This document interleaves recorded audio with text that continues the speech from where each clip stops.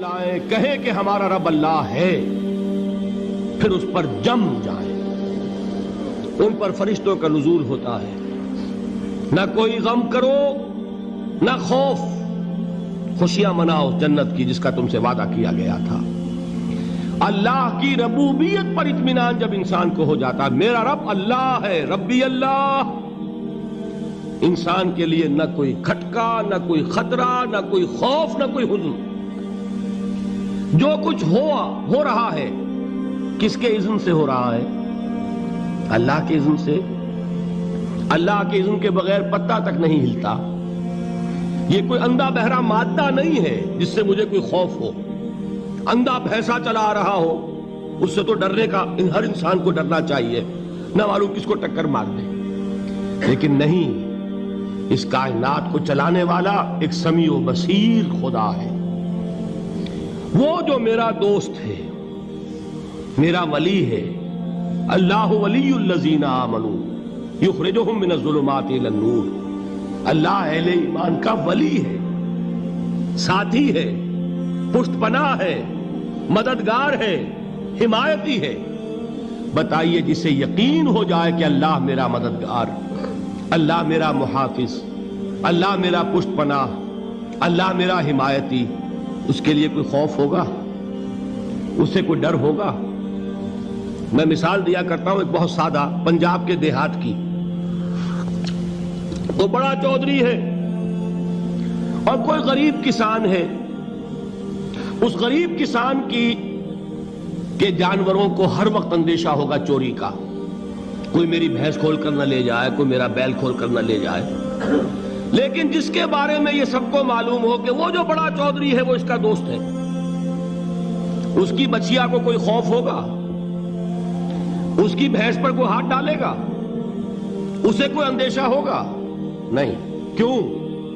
کہ وہ بڑا چودھری، بڑا اس کا یہاں کا سردار، جاگیردار، سب کو معلوم ہے وہ میرا دوست ہے، کوئی میرے خلاف اقدام نہیں کر سکتا۔ اس دنیا میں یہ چھوٹی سی بات اگر آپ کے دلی اطمینان اور سکون کا باعث بن سکتی ہے تو ذرا تصور کیجئے۔ میں لفظ تصور استعمال کروں گا صرف اس لیے کہ اس کا ہم جس کو کہتے ہیں ادراک اور شعور کر نہیں سکتے، اگر کے ساتھ کر سکتے۔ اگر یقین ہو کہ اللہ میرا مددگار اور یقین ہو کہ اللہ ہر آن میرے ساتھ ہے، پھر کوئی خوف؟ کس کا خوف؟ کوئی شے اللہ سے بالاتر ہے؟ کوئی قوت اس سے زیادہ طاقتور ہے؟ کوئی اس کے ارادے کو بدلنے والا ہے؟ کوئی اس کی مشیت کے آڑے آنے والا ہے؟ یہی بات ہے جو حضور نے فرمائی۔ یہ ایمان کا حاصل ہے لب لباب، کہ دیکھو اچھی طرح اس بات کو ذہن نشین کر لو، اگر تمام انسان مل کر تمہیں کوئی نقصان پہنچانا چاہے نہیں پہنچا سکتے، مگر جو کچھ اللہ نے لکھ دیا ہو، اور تمام انسان مل کر تمہیں کوئی نفع پہنچانا چاہے نہیں پہنچا سکتے، مگر وہ شے جو اللہ نے طے کر دی۔ آپ پھر میں کہوں گا ذرا طاری کیجئے، اسے فرض کیجئے، اسے سوچئے۔ اگر اس حدیث پر ہمارا دل ٹھکا ہوا ہو تو کسی سے ڈر ہوگا؟ یہ مجھے نقصان نہ پہنچا دے، یہ میری رپورٹ خراب نہ کر دے، یہ میری انکریمنٹ نہ رکوا دے، یہ میرا یہ نہ بگاڑ دے، یہ میرے یہ نقصان نہ پہنچا دے۔ اس کا ڈر، اس کا ڈر، اس کا خوف، اس کی خوشامد، اس کے لیے جا کر طرح طرح سے اپنی عزت نفس کو ذلیل کروانا اس کے سامنے، یہ سب کچھ کیوں کرتا ہے انسان؟ جب سمجھتا ہے کہ اس کے ہاتھ میں میرا کوئی نفع ہے، اس کے ہاتھ میں میرے لیے کوئی ضرر ہے، یہ مجھے کوئی غضب پہنچا سکتا ہے، یہ مجھے کوئی نقصان پہنچا سکتا ہے، یہ میرا کوئی کام بنا سکتا ہے، یہ میری کوئی ضرورت پوری کر سکتا ہے، اسی کا نام شرک ہے۔ جہاں آپ نے یہ سمجھا کہ غیر اللہ کے اندر کوئی طاقت موجود ہے، وہی شرک ہے۔ بتوں سے تجھ کو امیدیں، خدا سے نومیدی، مجھے بتا تو صحیح اور کافری کیا ہے؟ شرک تو یہ ہے۔ جس پر بھی تمہیں یہ خیال ہے، کلمہ ہے یہ کلمہ سوم، لا حول ولا قوت الا باللہ، ذرا اس پر دل کو کبھی اگر آپ تصور کریں، پھر فرض کریں، دل ٹھک جائے اس پر، کوئی طاقت نہیں۔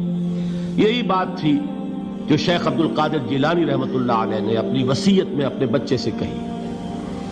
11ویں دینے والے ہیں، لیکن حضرت شیخ عبد القادر جیلانی کی وصیت اور تعلیمات کو کتنے لوگ ہیں تم جانتے ہو؟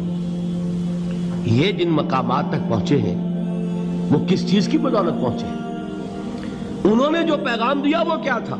اے میرے بچے، جس طریقے سے قرآن مجید میں حضرت لقمان کی نصیحتیں جو ہے نقل کر دی گئی ہیں، میں یہ عرض کروں گا بالفرض اگر قرآن حضرت عبد القادر جیلانی کے بعد نازل ہوا ہوتا تو شیخ عبد القادر کی یہ نصیحتیں بھی قرآن میں درج ہوتی. اتنی اونچی نصیحتیں ہیں. اے میرے بچے، اس حقیقت کو ذہن نشین کر لے، لا فاعل فی الحقیقت ولا مؤثر الا اللہ. اس کائنات میں نہ کوئی فاعل حقیقی ہے نہ مؤثر حقیقی ہے سوائے اللہ کے. کسی شے میں کوئی تاثیر نہیں اگر اللہ نہ چاہے. آگ جلا نہیں سکتی اگر اللہ نہ چاہے. پانی ڈبو نہیں سکتا اگر اللہ نہ چاہے. زہر ہلاک نہیں کر سکتا اگر اللہ نہ چاہے. کوئی چیز فائدہ نہیں پہنچا سکتی اگر اللہ نہ چاہے. تو در در پہ کیوں سر جھکاتے ہو؟ در در پر کیوں جبیں سائی کرتے ہو؟ سب کے سامنے کیوں ہاتھ پھیلاتے ہو؟ ایک اللہ سے مانگو. ایک اللہ کے سامنے زمین پر اپنی جبین رکھو. لا فاعل فی الحقیقت ولا مؤثر الا اللہ. نظر آتا ہے ہمیں کہ پانی پیاس بجھا دیتا ہے. پیاس بجھانے کی صلاحیت پانی میں نہیں ہے، اللہ کے اذن سے. کھانا بھوک مٹا دیتا ہے. بھوک مٹانے کی صلاحیت کھانے میں نہیں ہے، اذن رب میں. دیکھیے یہی یقین تھا. حضرت موسیٰ علیہ السلام کا واقعہ یاد کیجئے. سامنے سمندر آ گیا ہے. قوم دیکھتی ہے پیچھے کہ گرد و غبار کا طوفان ہے.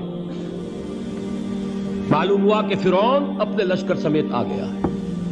لشکر جب چلتا تھا تیز رفتاری کے ساتھ تو گرد و غبار کا جو طوفان اٹھتا تھا اس کا تصور کیجئے.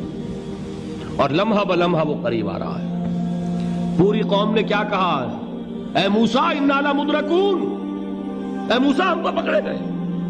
قرآن مجید نے تو یہاں وہ باتیں نہیں لکھی ہے، لیکن تورات میں یہ درج ہے